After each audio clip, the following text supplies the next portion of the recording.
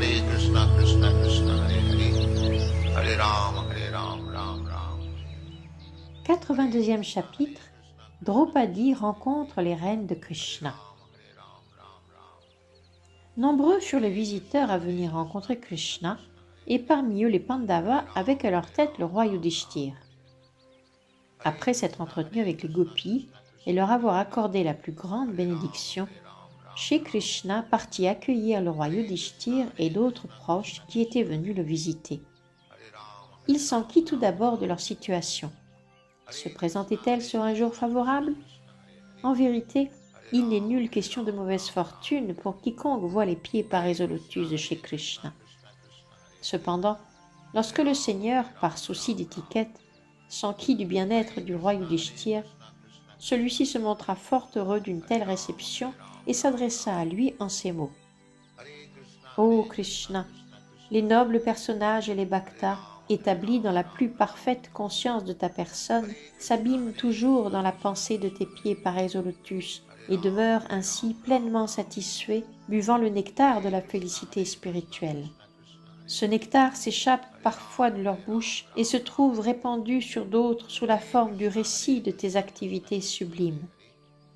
Ce nectar, émanant des lèvres du bhakta, possède un pouvoir tel que si l'on a la fortune d'y goûter, on se voit aussitôt affranchi du périple continu à travers mort et renaissance. Notre condition matérielle a pour cause notre oubli de ta personne, et par fortune, les ténèbres de l'oubli se dissipent aussitôt qu'on obtient le privilège d'entendre tes gloires. Aussi, cher Seigneur, comment la mauvaise fortune pourrait-elle s'immiscer chez celui qui écoute constamment le récit de tes actes glorieux? Du fait que notre abandon à ta personne est complet et que nous n'avons d'autre refuge que tes pieds parés au lotus, nous avons toujours confiance en notre bonne fortune. Ô Seigneur, tu es l'océan du savoir sans limite et de la félicité absolue.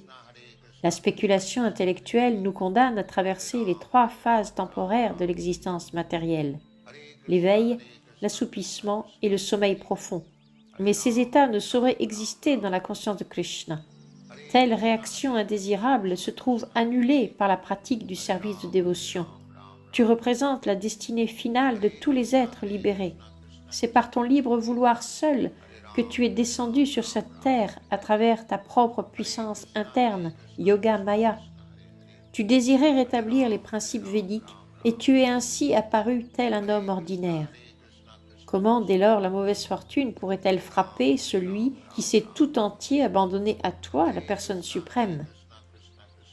Pendant que Shri Krishna s'affairait à rencontrer différents visiteurs et qu'eux lui offraient leurs prières, les femmes des dynasties Kuru et Yadu en profitèrent pour se réunir entre elles et parler de ces divertissements sublimes.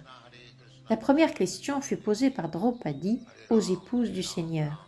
« Mes chères Rukmini, Bhadra, Jambavati, Satya, Satyabhama, Kalindi, Shebya, Lakshmana, Rohini et autres épouses de Shri Krishna, auriez-vous l'obligeance de nous dire comment le Seigneur suprême vous a accepté pour épouse et mariée selon les rites communs aux hommes ordinaires? » À cette question, la principale reine Rukmini Devi répondit. « Ma chère Draupadi, la résolution en était pratiquement faite. Divers princes tels Jarasandha voulaient me voir épouser le roi Shishupal. Et comme de coutume, tous les princes présents pour la cérémonie du mariage étaient prêts, vêtus de leurs armures et armes en main, à combattre tout rival qui oserait empêcher cette union. Mais le Seigneur souverain me ravit tel un lion s'emparant d'un agneau du sein d'un troupeau. » Cet exploit n'avait cependant pour Krishna rien de particulièrement merveilleux, puisque quiconque se prétend héros ou roi en ce monde se trouve de toute façon subordonné aux pieds parés au lotus du Seigneur. Tous les monarques s'inclinent devant lui jusqu'à toucher de leur casque ses pieds parés au lotus. Ma chère Draupadi, c'est mon éternel désir que de pouvoir, vie après vie, être engagé au service de Shri Krishna, source intarissable de plaisir et de beauté. Tel est dans l'existence mon seul désir, ma seule ambition. Puis Satyabhama prit la parole. « Ma chère Draupadi, mon père, se trouvant fort affligé de la mort de son frère Placena, accusa à tort Shri Krishna de l'avoir tué et de s'être emparé du joyau Shyamantaka qui en réalité avait été ravi par Jambavan. Pour établir son innocence, Krishna se battit contre Jambavan et lui reprit le joyau Shyamantaka qui fut plus tard remis à mon père. Ce dernier se sentit bien honteux et désolé d'avoir accusé Shri Krishna de la mort de son frère, et après avoir retrouvé le précieux joyau, il jugea sage de réparer son erreur. Pour ce faire, bien que m'ayant déjà promis à d'autres, il déposa et ma main et le joyau aux pieds pareils au lotus de Krishna. Ainsi fus-je reçue par lui comme sa servante et son épouse. Puis, Jambavati répondit à son tour à la question de Draupadi. « Ma chère Draupadi, lorsque Krishna attaqua mon père Jambavan, roi des Rikshas, celui-ci ignorait qu'il n'était autre que son ancien maître, Shri Ramachandra, l'époux de Sita. Ignorant tout de son identité, mon père s'opposa à lui dans un combat qui se poursuivit pendant 27 jours. Puis, lorsqu'il se sentit accablé, il vint à comprendre que puisque nul autre que Shri Ramachandra ne pouvait lui imposer la défaite, son adversaire Krishna devait être ce même Ramachandra. Il se ressaisit et non seulement rendit-il aussitôt le joyau Shyamantaka, mais il offrit encore au Seigneur pour le satisfaire ma main.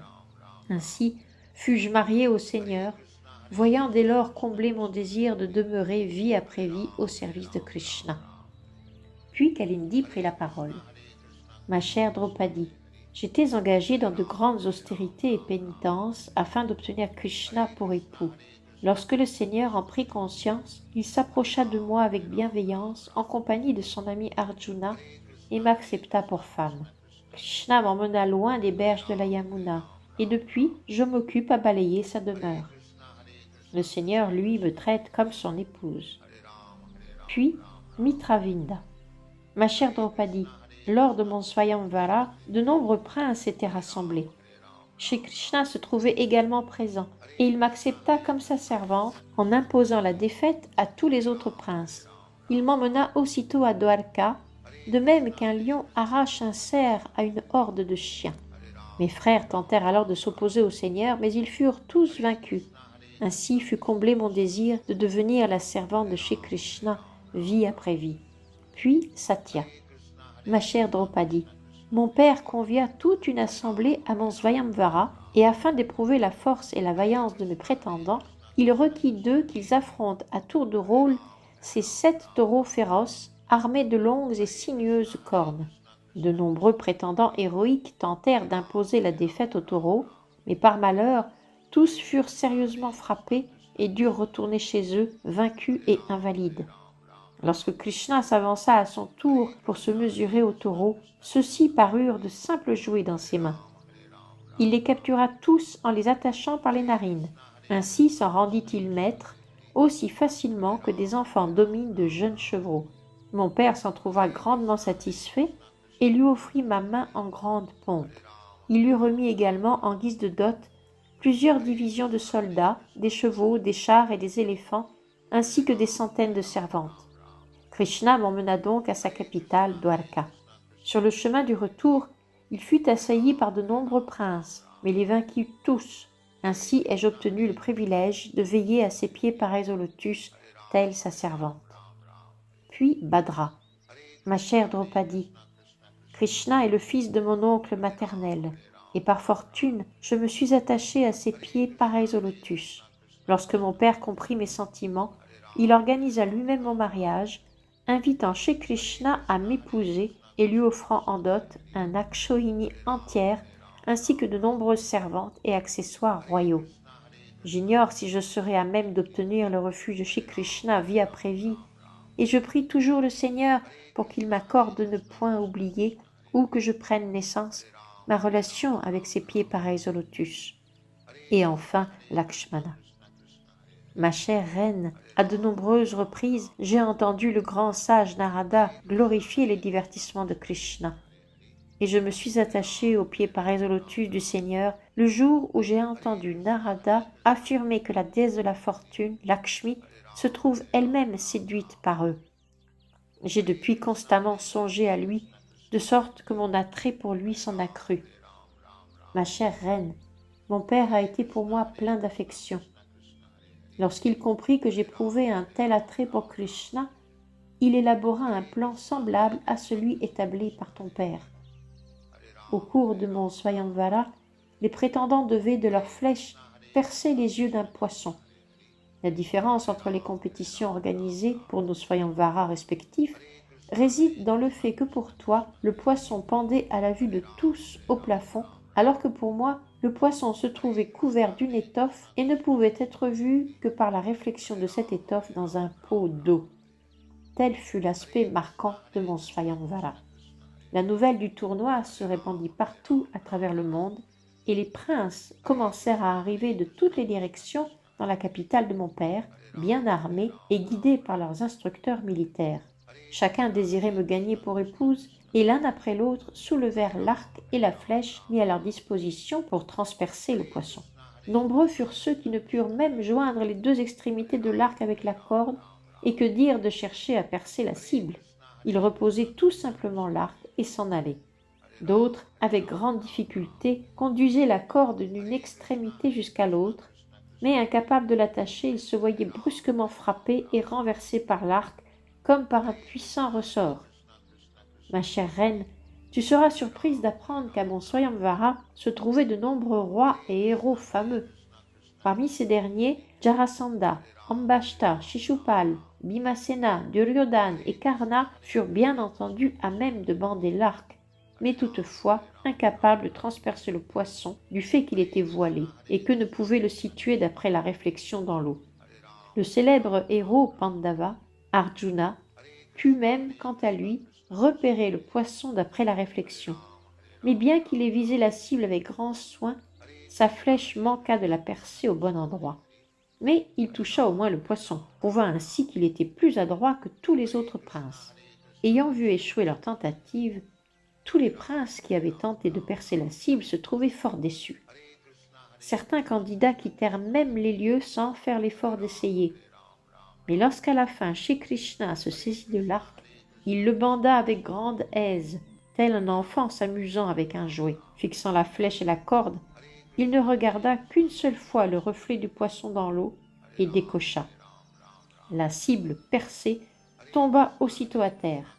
Cette victoire de Shri Krishna fut remportée à midi, à l'heure qui a nom Abhijit et que les astrologues tiennent pour propice. À ce moment, partout dans le monde, on entendit monter des exclamations de réjouissance. « Jai! Jai !»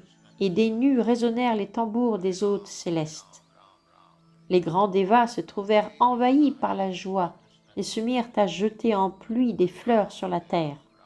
C'est alors que je pénétrai dans l'arène du tournoi, les clochettes à mes chevilles tintaient avec mélodie au rythme de mes pas. Je portais une nouvelle robe de soie, très belle, et des fleurs décoraient mes cheveux. La victoire de Shri Krishna emplissait mon cœur d'une joie toute extatique et dessinait sur mon visage un fort plaisant sourire. Dans mes mains, un collier d'or incrusté de joyaux scintillants. Mes cheveux bouclés encadraient mon visage, rayonnant d'un doux éclat sous l'effet des rayons lumineux reflétés par mes nombreuses bagues. Sillant des yeux, j'observai tout d'abord les nombreux princes présents, et parvenu à la hauteur de mon seigneur, je plaçai lentement le collier d'or à son cou. Comme je te l'ai déjà fait remarquer, mon mental se trouvait depuis le tout début séduit par Krishna. De pouvoir ainsi passer ce collier au cou du Seigneur fut pour moi la marque d'une grande victoire. Résonnèrent aussitôt mridanga, pataras, conques, tambours, timbales et autres instruments, provoquant un assourdissant tumulte. Au son de la musique, d'excellents danseurs et danseuses, accompagnés de chanteurs à la voix douce, firent valoir leur art. Ma chère Draupadi, lorsque j'acceptai Krishna pour mon vénérable époux et qu'il m'accepta lui-même comme sa servante, une bruyante clameur s'éleva parmi les princes déçus. Tous, rongés de désirs concupiscents, se trouvaient pour le moins perturbés. Mais sans leur accorder la moindre attention, mon époux, dans sa forme de Narayan, doté de 4 bras, m'emmena aussitôt sur son char tiré par 4 excellents chevaux. S'attendant à quelque résistance de la part des princes, il revêtit son armure et empoigna son arc Sharinga. Mais notre illustre conducteur, Daluka, mena sans attendre le merveilleux char vers la ville de Dwarka. Ainsi, en présence de tous les princes, fus-je emporté au loin avec vélocité, comme un cerf ravi par une horde de chiens, par un lion.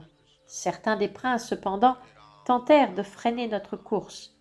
Équipés d'armes appropriées, ils s'opposèrent à nous, tels des chiens s'opposant à la marche d'un lion. Alors, les flèches lancées par Shalinga, l'arc de Krishna, privèrent certains d'entre eux de leur main gauche, d'autres de leurs jambes, d'autres encore de leur tête et de leur vie, et ceux qui restaient s'enfuirent du champ de bataille. Le Seigneur souverain pénétra ensuite dans la plus célébrée des villes de l'univers, Dwarka, tel un soleil radieux. La cité tout entière se trouvait richement décorée pour l'occasion. Si nombreux les drapeaux et les festons, si nombreux les portails partout à travers Dwarka, que le soleil ne pouvait y faire pénétrer ses rayons. Je t'ai déjà dit combien mon père m'affectionnait. Eh bien, lorsqu'il vit que mon désir d'obtenir Krishna pour époux était comblé, il se mit, jubilant, à distribuer à des amis et à des proches divers dons, tels que des habits de valeur, des parures, des divans et des tapis. Shri Krishna à jamais se suffit à lui-même, et pourtant, mon père, d'un élan spontané, lui offrit une dot de valeur. Richesses, soldats, éléphants, chars et chevaux, ainsi qu'un grand nombre d'armes rares et coûteuses. C'est avec un enthousiasme débordant qu'il présenta tous ses biens au Seigneur. Ma chère reine, je fus alors à même d'entrevoir quel acte de vertu exceptionnel j'avais dû accomplir au cours de ma vie passée pour obtenir en cette vie de devenir une des servantes du Seigneur suprême et en sa demeure même.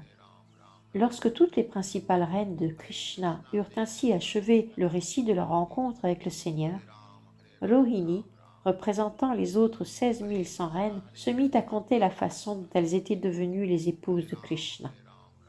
Ma chère reine, à l'époque où Bhaumasura conquérait le monde entier, il emprisonna dans son palais autant de jolies princesses qu'il put en trouver. Mais lorsque Shri Krishna apprit la nouvelle de notre incarcération, il combattit contre Bhaumasura et nous relâcha. Krishna anéantit l'Asura et tous ses guerriers, et bien que rien ne le contraigne à prendre ne serait-ce qu'une seule épouse, il nous maria toutes, plus de 16 000 que nous étions. Ma chère reine, notre seul atout réside en ce que nous avons toujours absorbé nos pensées en les pieds pareils au lotus de Krishna, par quoi l'on peut s'affranchir des chaînes des naissances et des morts répétées. Chère reine Draupadi, sache de nos lèvres, je t'en prie, que nous n'aspirons à aucun bienfait matériel, royaume, empire ou plaisir édénique.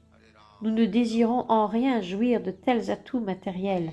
Nous ne désirons en rien atteindre les perfections du yoga.